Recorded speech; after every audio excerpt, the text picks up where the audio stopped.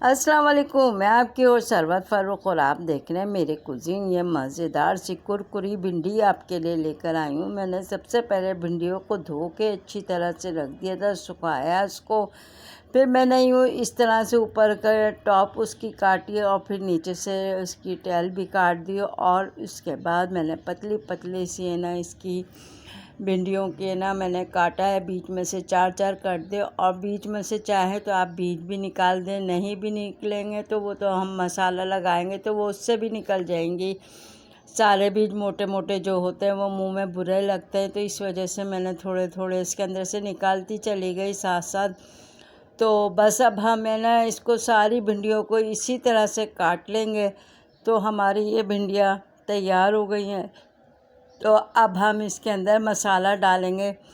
तो इसके अंदर जाएगा कुटा हुआ धनिया है, कुटा हुआ ज़ीरा है और थोड़ी से ना मैंने अजवाइन डाली थी। ये चावल का आटा है, तकरीबन 2-3 चमचे उसमें जाएंगे। ये पहले मैंने मसाला उसके अंदर डाल दिया अच्छी तरह से। नींबू निचोड़ेंगे इसके अंदर, ज़रा सी हल्की सी खटास हो। पिसी हुई लाल मिर्चें हैं, हस्बे जायका एक मैंने चाय का चमचा भर के डाला था और इसको अच्छी तरह मिक्स किया था। तो नमक डाला है, हस्बे जायका नमक डाला है इसके अंदर।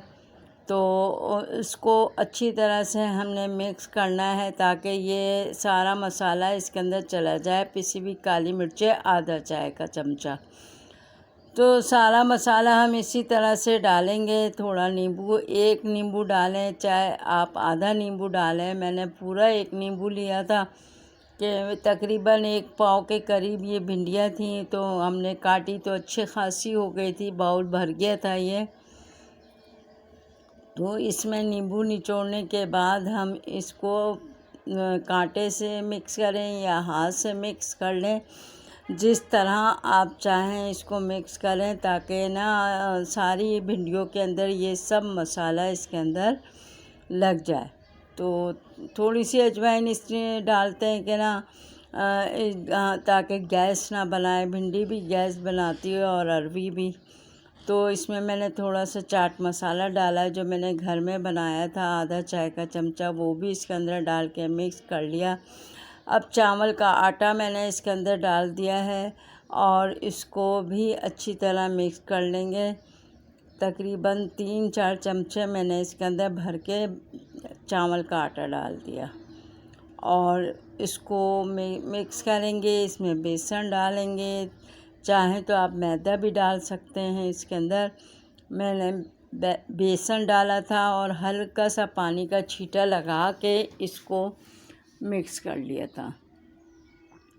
बस इस तरह से करके बस हमने तेल अच्छी तरह से तेज़ गरम करा था और उसके अंदर ये भिंडियाँ मैंने डाल दी थी सारी। अच्छी तरह जब क्रिस्पी हो जाए तो हम इसको निकाल लेंगे। हमने ज़्यादा नहीं भरना वरना वो फिर नरम हो जाएंगी ना। हल्की आंच पे इसको करना है, तेज़ आंच पे इसको फ्राई करना है। तो ये बहुत ज़्यादा क्रिस्पी मज़ेदार आपकी ये साइड डिश बन सकती है। आप दाल चावल के साथ खाएं तो वैसे भी आप रूखी भी खा सकते हैं, शाम की चाय के साथ भी ये भिंडियाँ फ्राई खा सकते हैं। जैसे चिप्स होते हैं बिल्कुल उसी तरह से ये लग रहे थे। तो आपने ये ज़रूर ट्राई करनी है, फीडबैक मुझे देना है कि ये आपको कैसी क्रिस्पी लगी हैं। मेरे चैनल को सब्सक्राइब कीजिएगा, बेल आइकन का बटन ज़रूर क्लिक कीजिएगा। अगर मेरी ये रेसिपी पसंद आए तो थम्स अप ज़रूर दीजिएगा। दुआओं में याद रखिएगा। ऊपर से चाट मसाला छिड़के और मज़े लेके खाएं। मुझे दुआओं में याद रखिए, इंशाल्लाह आपको पसंद आएगी। अल्लाह हाफिज़।